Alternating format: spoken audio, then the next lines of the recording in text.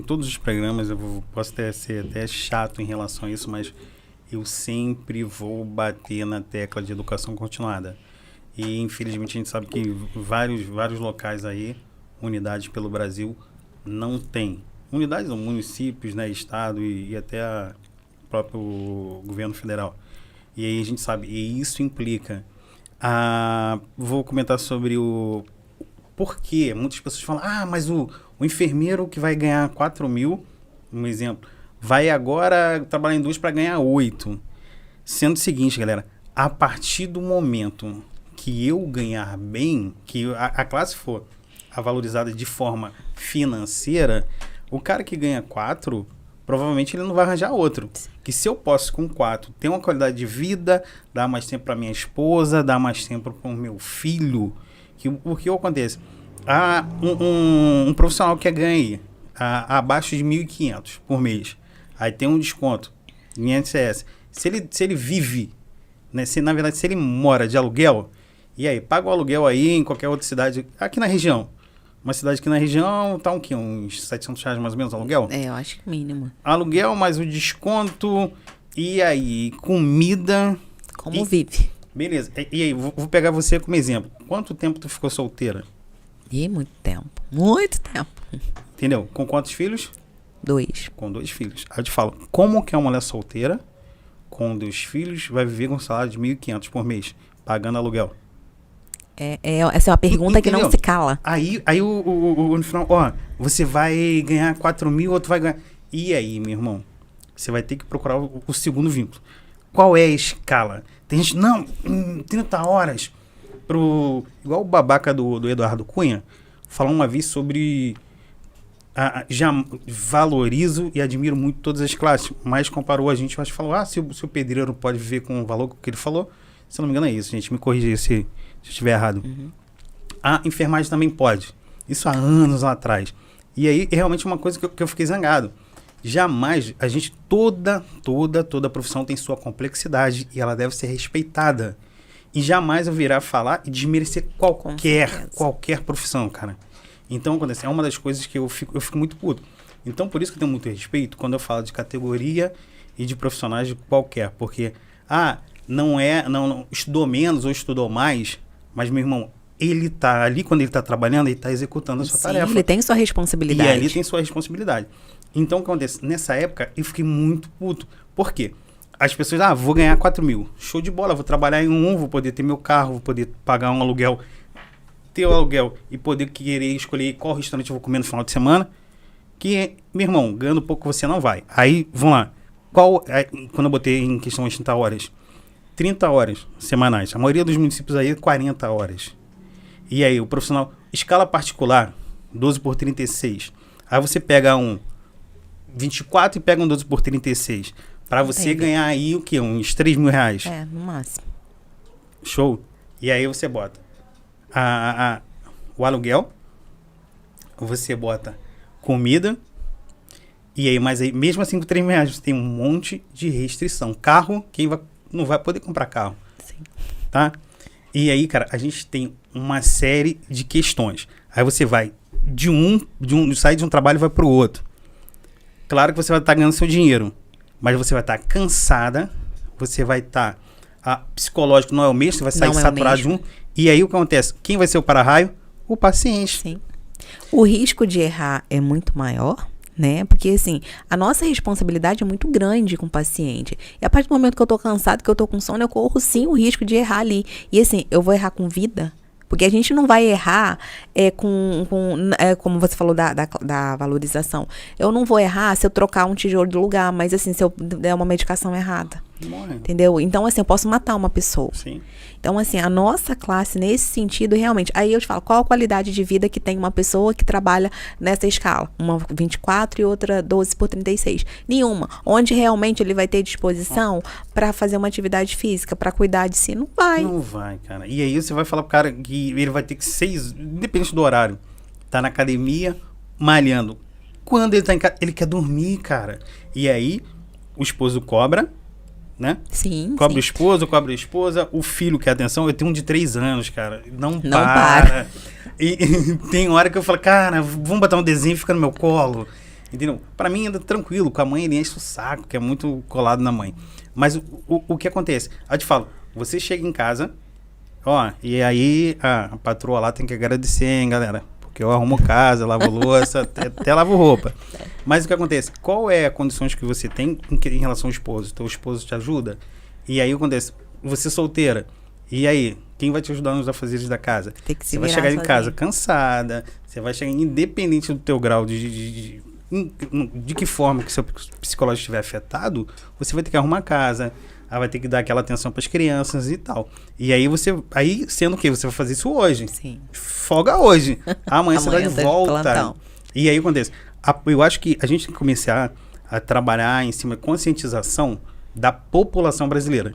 Que eu acho que a mentalidade, lembra pegando lá atrás que a gente está falando da desvalorização da classe? Sim, Isso já estava lá atrás e veio e está até hoje. até hoje. A enfermagem, que é uma categoria que não tem conhecimento científico, faz o que os outros mandam, então não sei o quê. Meu irmão, não é assim, mudou.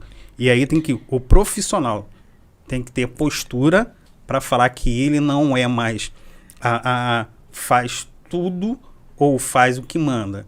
Não, faz o que compete a ele. Sim. Por lei e também por conhecimento científico. Não sei fazer, não faz. Tem insegurança de fazer? Não faz. Acha que aquilo vai oferecer algum dano no paciente? Também não faz. Aqui Exatamente. tem um respaldo pela lei. E meu conhecimento diz que, não, toma aqui, irmão. Sim. Tá aqui, sim. lê, toma aqui e lê. Exatamente. Então, já tá falando um pouquinho? Então, a partir desse momento, que a gente começar essa cultura dentro das unidades e a gente trazer isso para a população tem que enxergar, mais uma vez sendo chato, enxergar que, uma vez que os profissionais de saúde em geral e trazendo para a enfermagem, que é em volume, somos o maior quantitativo dentro de qualquer unidade de saúde. Sim. Então, acontece, enquanto a enfermagem, que quer quem tá ali, quem bota a mão na massa, quem faz medicação, quem dá banho, quem tá 24 horas com o paciente, somos nós. Sim. Nenhuma categoria está 24 horas dando assistência ao paciente. É o mesmo profissional? Não. Mas a categoria é a categoria que fica 24 horas com o paciente. A partir do momento que a população começar a valorizar esse profissional, quem sai ganhando é a própria população. Uma vez essa... Por quê? O cara ganha mais. Se eu ganho mais, cara, eu vou ficar num trabalho só. Uhum. Ou seja, aquele cansaço, aquele esgotamento físico ou psicológico que eu vou estar, já não vou estar mais. Que eu estaria, Exatamente. né? Já não vou estar mais. Ou seja, vou poder dar uma atenção de qualidade, vou poder estar mais atento às queixas, sabe aquela coisa do não falei, mas fiz, né? Aí você diz, opa, tem uma coisinha aqui, já sinaliza, Porque você já tal. consegue produzir melhor, né? Sim, você saturado, você não pensa direito, não observa direito. E é justamente sobre isso, sobre o meu momento agora, e o Cato falando de mim. O que acontece? Sobre a conscientização. Por muito tempo eu fiquei trabalhando em 1, 2, 3 lugares. Já teve época de trabalhar em 3 lugares.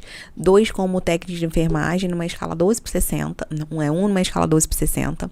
Um numa escala 12/36 e dava aula ainda de educação física. Então eu ficava nessa batida. Quando eu via meus filhos, oi filho, tudo bem? Tipo assim, passava, né? Na época, isso eu vou dizer uns 12 anos atrás. Foi antes de eu vir pra cá. Então, assim, eu via meus filhos de relance, porque não dava. Só que, assim, foi um período que eu tava me mudando e tal, foi quando eu vim, consegui comprar minha casa e tudo mais. Depois disso aí, eu parei para analisar, trabalhando a conscientização. Hoje, eu não quero mais trabalhar num monte de lugar. Hoje, eu quero ter um emprego que me pague o suficiente para eu trabalhar, ficar só ali. Hoje eu tô fazendo a enfermagem justamente por conta disso. Porque, assim, não adianta você querer fazer trocentas mil coisas e não dá conta. Esse é o problema, não adianta, porque a gente não dá conta. Chega um ponto que a gente tá cansado, que a gente vai errar, e quem vai perder o seu corém? Você mesmo, entendeu? E aí, mais quanto tempo a gente tem? Produção? Então, a gente já vai fechar, né? E... Eu tô falando. Galera, porque temos tempos aqui, tá? Me deu corda, eu tô falando. Quando a gente entra num assunto, vai indo, e aí uma coisa puxa a outra, e realmente é isso aí, galera. A gente precisa de apoio da população, né? Valorizando as categorias de saúde, e aí eu boto todas as categorias, tá? Que precisamos estar junto, e o profissional de saúde sendo qualificado de todas as formas, as escalas, né, assim, de poder Sim. público valorizando a gente, é mais qualidade de assistência Sim, para a foi população. porque eu parei, o que eu pensei na minha vida? Eu preciso ter qualidade de vida, ter uma boa saúde para eu cuidar do próximo. Porque se eu não tiver, foi por isso que eu falei, eu tenho que praticar uma atividade física diariamente, eu tenho que cuidar de mim. Porque se eu não cuidar de mim, eu não vou conseguir cuidar de ninguém. Então foi por isso que eu falei, eu quero trabalhar um emprego só. Hoje em dia, para mim, a minha prática de atividade física é prioridade. Não, isso aí eu falo assim, eu acho que quem me acompanha, quem me segue, vê isso. Eu tô ali todos os dias, eu tô motivada a estar ali. Ai, adoro. Gosto de treinar, mas tem dia que você quer ficar na cama. Sim. Mas não, eu tô ali. E só corta um minutinho. A questão da ergonomia que a gente falou. Como a gente vai lá no hospital, digamos, tô lá dando um banho de leite num paciente de 200 quilos. Tá, eu não tenho um fortalecimento da minha lombar, nada, não sei, não, eu pego de qualquer jeito o paciente, como eu vou conseguir? Aí amanhã eu tô travado. Você é acima do peso, né? Exatamente, a gente acima do peso, tendo aí colesterol alto, glicose, né, lá nas alturas. Alimentação errada. Exatamente, hipertensão, porque infelizmente a gente sabe que a obesidade ela traz tudo isso. Então, assim, como eu vou ficar? Como eu vou, eu doente, como eu vou cuidar de alguém? Muitas pessoas não têm ideia, mas olha quantos que tinham comorbidades que foram afastados durante o Covid. Exatamente. O que acontece? Tiveram, cara, unidades que ninguém teve mais férias por causa desse déficit de funcionário provocado pelos que estavam afastados. Grupo de risco, né? Todo mundo foi afastado. E aí o que acontece? E aí que eu falo, a gente tem que cada vez mais conscientizar a população dessa demanda. Sim. Porque o que acontece? O cara não vai achar, cheguei ali, tem alguém para me atender, para ele é o que vale, não. Mas não sabe qual é a situação. Às vezes a unidade está vamos botar assim, com déficit de 2, 3 funcionários para cada setor. Sim. Se tu for botar na unidade geral, e aí o que acontece? O cara tá sem férias, mas tá férias por quê? Tem 5 aí da mesma unidade por dia que tá de férias, de férias não, me corrigindo, foram afastados porque tem comorbidade e aí não podem trabalhar. E aí tem uma coisa também, galera, que eu gostaria que você falasse sobre um pouco disso e se quiser pontuar situações recentes, mas o que você acha sobre a questão do que a gente pega um pouco disso? Tem muita gente, como o psicológico é muito afetado, tem alguns profissionais que acabam recorrendo ao uso de drogas, essas coisas assim, algum para-raio. Porque o problema é quando a família para-raio, né, que acaba sendo, quando staff, essas coisas assim, a gente está ali quando a pessoa vai nascer, né, recebe, a galera que trabalha nesse setor aí de obstetrícia, pega o bebê nascendo, aquele momento de alegria, de nascimento, de festa familiar, mas a gente também está na hora da morte. Sim. A gente pega todo o período de pacientes paliativos. Até mais os piores períodos, né? Sim, a gente está ligando lá na hora que a pessoa morre, que a família vem chorando, que a gente realmente fica super triste com a perda do familiar e tal, e a gente está ali, sendo para-raio nesse momento também. Sim. Investindo, só a gente sabe quanto é desgastante, você investe num paciente, você está ali querendo que o cara viva, né? Querendo que o paciente sobreviva, e no final você vê que a pessoa, o último respiro já era, apagou. E você fala assim, eu sempre falo isso com a galera, falo, cara, a gente naquele momento, em todo o trajeto, faça o melhor que você puder. Sim. Que na hora que o paciente morrer, falar, mas pelo menos eu fiz o que eu pude. Eu dei o meu melhor fiz. Eu dei o meu melhor. Teve um setor que eu trabalhei que eu vi muito isso, que foi a quimioterapia. É um setor que, assim, eu falo que câncer é uma doença muito ingrata. Sim. Porque, assim, a pessoa tá lá fazendo um tratamento, quando vai fazer o exame, você acha que melhorou ou piorou. O tumor aumentou. Então, foi o pior setor que eu trabalhei por conta disso, que eu acompanhei 3 jovens. E eles estavam lá, faziam a semana inteira de tratamento, tá? Faziam. Chegou uns meses depois, foi fazer o exame, o tumor aumentou. Uns dias depois, morreu. Então, assim, é chocante demais. E para nós profissionais, por mais que chegue um momento que a gente se torne um pouco duro, a gente é humano, né? A gente é humano, a gente tem familiares em casa que talvez tenham uma doença parecida, alguma coisa do mesmo tipo. Então, isso mexe com a gente, isso abala. Eu saí do setor porque eu queria engravidar na época e não podia, né? Medicação muito forte. Mas, assim, foi um setor que me marcou muito. E isso mexe com o psicológico. E todo mundo precisa de uma válvula de escape. Todo mundo, seja profissional da área, né, ou não. E cada um vai procurar uma válvula de escape. A minha válvula de escape é atividade física. Sim. Tem gente que é o cigarro, tem gente que procura outros tipos. São coisas que não vão fazer bem. Eu optei por essa opção porque é algo que me faz bem. Mas nem todo mundo. Entendeu? Quantas pessoas aí a gente começa falando de nós... Eu tenho um certo horário para dormir. Eu não consigo dormir naquele horário. O que eu vou fazer? Tomar remédio para eu ter sono naquele horário para eu dormir. Isso vai fazer bem pra gente? Não faz. E é o que mais acontece. Vai chegar... Hoje são 2 gotinhas, amanhã 5, depois de 10. Isso e depois chegar no final, você não tem mais recursos de drogas. Exatamente. Vai trocar de drogas ou aumentar a dose. Eu comecei com 3 gotinhas. Daí a pouco eu tava em 12, pro resto eu falei, eu tenho que parar. Só que eu não fiz o desmame. Eu parei, eu fiquei uma semana sem dormir. De que? Clonazepam? Clonazepam. Fiquei uma semana sem dormir. E aí, as pessoas que estão fora, né, não são profissionais, não sabem, infelizmente, o quantitativo, né, de profissionais. Sim. Que acabam fazendo o uso de drogas no seu dia a dia. Produção, não temos áudio? Não? Tem áudio.